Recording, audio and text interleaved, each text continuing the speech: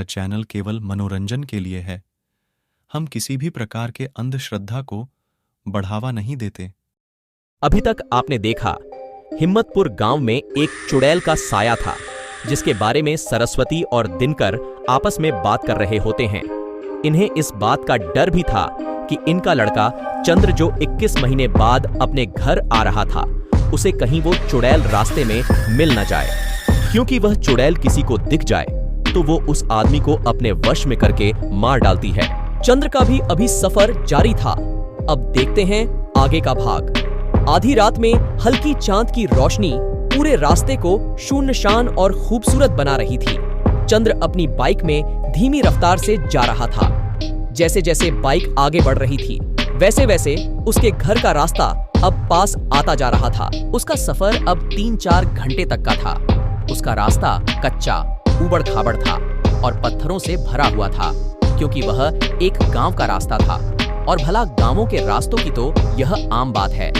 वह अब अपने गांव हिम्मतपुर के चौराहे के पास पहुंचने वाला था। वहां से उसका घर 2 घंटे के दूरी पर था। इधर सरस्वती को बेटे के आने की खुशी तो बहुत थी, मगर चंद्र को कुछ हो न जाए, इस बात का डर भी था। क्योंकि अगर कोई लड़का या लड़की अपने घर से कहीं जाता है तो उनके माँ बाप को घबराहट तो होती ही है। कुछ इसी प्रकार जब चंद्र इतने महीनों बाद अपने घर आ रहा तो उसकी माँ का मन भी बेचैन था। उसके पिता दिनकर अपने बेटे के लिए मिठाइयाँ और चॉकलेट लेने गए थे। घर में सरस्वती भी चंद्र के मनपसंद पकवान बनाकर रखी हुई थी।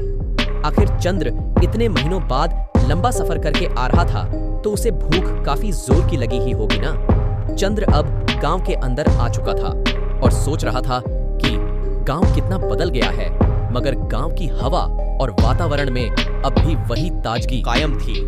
यह सोचता हुआ वो बाइक से धीरे धीरे आगे बढ़ रहा था। तभी उसने देखा कि सफेद साड़ी पहने हुए एक औरत बरगद के पेड़ के पास बैठी हुई थी। उसे लगा कि कोई औरत होगी जो बैठी हुई है। उसने उस औरत को नजरअंदाज कर दिया और आगे बढ़ गया। वह अपने बाइक से कुछ दूर गया था। उसने फिर उसी औरत को देखा। इस बार वह औरत अपने हाथ में लालटेन लेकर खड़ी हुई थी। चंद्र एक साहसी लड़का था, इसलिए उसने फिर इस बार उसे नजरअंदाज कर दिया और आगे बढ़ने लगा। अब वह अपने गांव के टोले पर पहुंच गया था।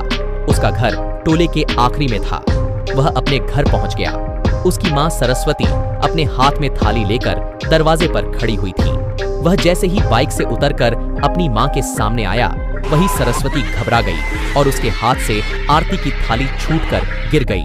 आखिर क्या देखकर सरस्वती घबरा गई और डरकर उसके हाथ से आरती की थाली छूट गई? वो औरत कौन थी जिसे चंद्र ने रास्ते पर देखा था? क्या वो वही चुड़ैल थी? जानते हैं अगले भाग में।